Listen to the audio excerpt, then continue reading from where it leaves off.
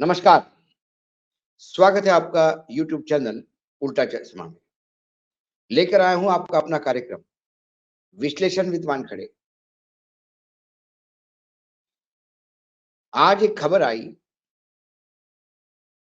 बिहार के जनता दल यूनाइटेड ने जो नीतीश कुमार जिसके नेता है सुप्रीमो हैं, उन्होंने मध्य प्रदेश में एंट्री की और अपने 5 उम्मीदवार उतारे। इसके पहले अखिलेश यादव मध्य प्रदेश में दौरे पे गए, उन्होंने भी अपने उम्मीदवारों का ऐलान किया। अखिलेश यादव ने जब ये कहा कि ये इंडिया गठबंधन के जो सबसे बड़े दल है कांग्रेस को ये तय करना है कि वो विधानसभा में भी गठबंधन रखेंगे या लोकसभा तक रखेंगे। जब कांग्रेस ने ये लोकसभा तक की बात कही, तो फिर बहुत सारे अखिलेश के समर्थक कांग्रेस के खिलाफ सोशल मीडिया पे उतर गए। इसको लेके अखिलेश ने उनको समझ भी दी। लेकिन जब ये बातें हो रही थी, तब गोदी मीडिया जो बीजेपी के लिए काम करता है या सरकार के लिए काम करता है, वो लगातार ये खबरें चला रहा था कि इंडिया गठबंधन टूट गया, इंडिया गठबंधन समाप्त हो गया। 2024 के पहले इंडिया गठबंधन में सेंध लग गई। अखिलेश के बागी तेवर। वो मामला जैसे ही निपटा, आज जनता दल यूनाइटेड के 5 लोगों के नाम अनाउंस होते से ही फिर सब दूर यही खबरें चलने लगी कि इंडिया गठबंधन समाप्त, 2024 में मोदी के सामने कोई टिकेगा नहीं। ये तमाम बातें, ये खबरें इस हिसाब से विश्लेषित की जाती है कि एक धारणा बने, एक परसेप्शन बने कि विपक्ष मोदी के खिलाफ सिर्फ लड़ना जानता है आपस में। ना इनके पास कुछ एजेंडा है, ना इनके पास कोई एक नेता है, ना किसी नेतृत्व पे इनका विश्वास है और आपस में जुतम पैजर हो रही है, एक दूसरे से नाराज है। और ये लगातार खबरें जब पटना में पहली बार विपक्ष की एकता की मीटिंग हुई, उसमें केजरीवाल बहुत नाराज हो गए, शादी के फूफा बन गए। उसके बाद बैंगलोर में जब इंडिया गठबंधन ये नाम दिया गया, तब फिर खबरें उठी कि नीतीश और पूरा उनका कुनबा, जिसमें लालू यादव, तेजस्वी यादव, ये प्रेस कॉन्फ्रेंस छोड़ के चले गए। वो फिर बाद में पता पड़ गया क्या हो गया। उसके बाद एक नई खबर आई कि अब शरद पवार अलग हो रहे हैं, छोड़ रहे हैं, वो अडानी जी के साथ जा रहे हैं, अडानी की मीटिंग हो रही है। कुल मिला के रोज एक एजेंडा चलाया जाता है कि इंडिया गठबंधन टूट गया, लेकिन इंडिया इंडिया गठबंधन के तमाम नेताओं को ये विश्वास है और वो जानते हैं कि क्या हो रहा है, क्योंकि इंडिया गठबंधन का फॉर्मेशन ही लोकसभा 2024 के चुनाव के मद्देनजर हुआ था। और ये भी जानते हैं कि ये तमाम जो विरोधी पक्ष एक हुए हैं, इसमें अंतर विरोध भी बहुत है। दिल्ली में आम आदमी पार्टी और कांग्रेस आमने सामने हैं, दोनों इंडिया गठबंधन में हैं। लेफ्ट कांग्रेस और तृणमूल कांग्रेस बंगाल में आमने सामने हैं, लेकिन तीनों गठबंधन का साथ है। यूपी में कांग्रेस और समाजवादी पार्टी आमने सामने हैं, लेकिन मतलब आमने सामने मतलब ये इतने ताकत के साथ नहीं, लेकिन कांग्रेस का गठबंधन नहीं है उत्तर प्रदेश में समाजवादी के साथ। लेकिन जिस गठबंधन की हम बात करें, तो शिवसेना, एनसीपी, कांग्रेस महाराष्ट्र में गठबंधन में है, जनता दल यूनाइटेड, आरजेडी और कांग्रेस यह बिहार में गठबंधन में है। तो कुल मिला के जो साथ में गठबंधन में है, वो शिवसेना उद्धव शरद पवार की NCP, Congress party, Janata Dal United और आरजेडी। बाकी जितने भी दल साथ में हैं, वो कहीं ना कहीं एक दूसरे के खिलाफ है।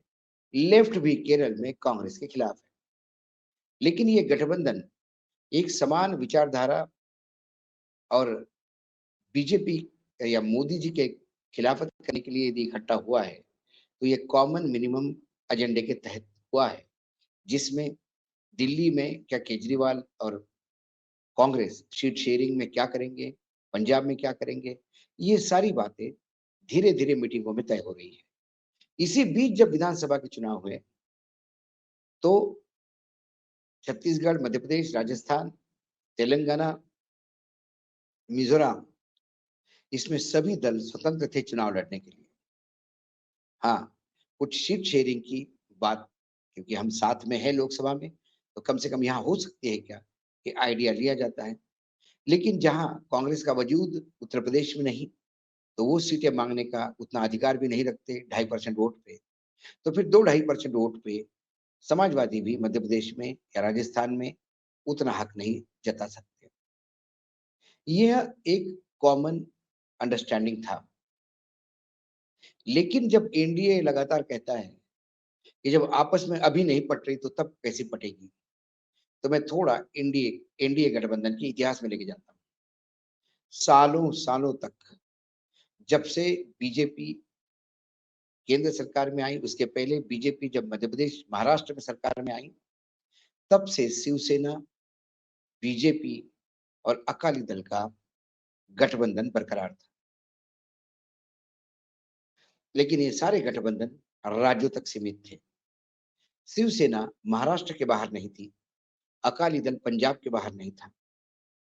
लेकिन अकाली दल का दिल्ली में इंटरेस्ट था और शिवसेना का तो पूरे देश में इंटरेस्ट था।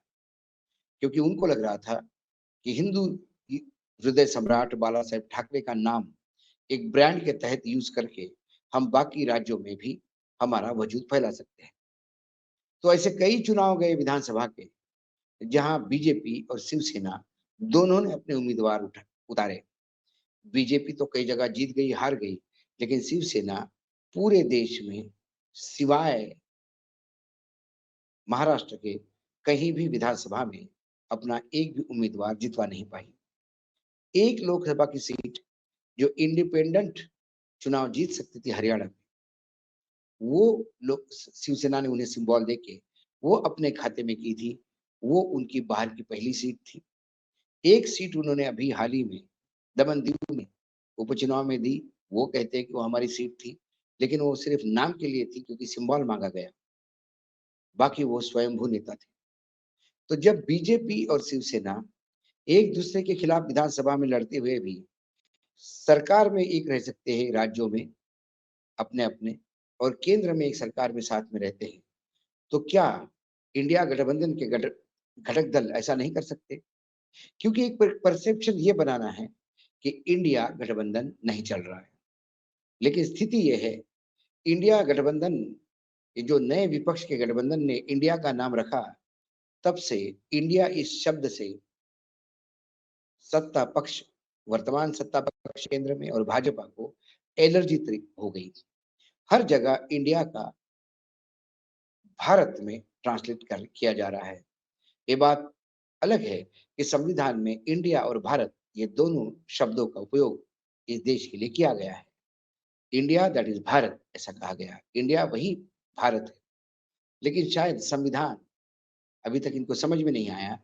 इसलिए अभी एनसीईआरटी ने भी अपने किताबों में इंडिया शब्द निकाल कर भारत शब्द इंट्रोड्यूस किया है और बार-बार अब इंडिया से इतनी एलर्जी सिर्फ़ इस बात का द्योतक है कि इंडिया ये शब्द भी उच्चारण में वो नहीं लाना चाहते, क्योंकि विपक्ष के गठबंधन ने अपना नाम इंडिया रखा है। तो कुल मिलाकर ये जो नीतीश कुमार का मध्य प्रदेश में उतरना, समाजवादी का राजस्थान और मध्य प्रदेश में या छत्तीसगढ़ में दावा करना सीटों पे, ये कर सकते हैं। इससे इंडिया गठबंधन को कोई दरार मुझे तो कम से कम दिखाई नहीं देती एज़ अ विश्लेषक। हाँ, जिन लोगों को इंडिया एनडीए का या सत्ता पक्ष का या बीजेपी का एजेंडा चलाना हो, वो ज़रूर इस बात को बार-बार रेखांकित करेंगे कि इंडिया गठबंधन टूट गया, क्योंकि समाजवादी पार्टी और जनता दल यूनाइटेड ने कांग्रेस के खिलाफ और बीजेपी के खिलाफ अपने उम्मीदवार खुद के मध्य प्रदेश में उतारे। लेकिन फिर एक हास्यास्पद है, ये परसेप्शन बनाने का प्रयास है ये जनता का दिशा भूल करने का प्रयास है, क्योंकि एनडीए गठबंधन में भी ऐसे घटक दल थे जो केंद्र में साथ में थे लेकिन राज्यों में अलग-अलग लड़े। तो ये भी लड़ सकते हैं। कुल मिलाकर 2024 में क्या होगा, इसका डर बीजेपी को भी है और इंडिया गठबंधन को भी है। उनके लिए भी ये करो या मरो की बात है और बीजेपी गठबंधन के लिए भी करो या मरो की बात है। इसीलिए इंडिया से एलर्जी है और इस हद तक कि अब किताबों में भी इस देश के बच्चों के पढ़ने के इंडिया शब्द की वापसी हो रही है। हम इंतज़ार कर रहे हैं कि संविधान में जो इंडिया लिखा है, वो कब मिटाने का प्रयास ही करेंगे। आज इतना ही, कल फिर आऊँगा किसी विश्लेषण के साथ। तब तक के लिए नमस्कार, देखते रहिएगा यूट्यूब चैनल उल्टा चश्मा।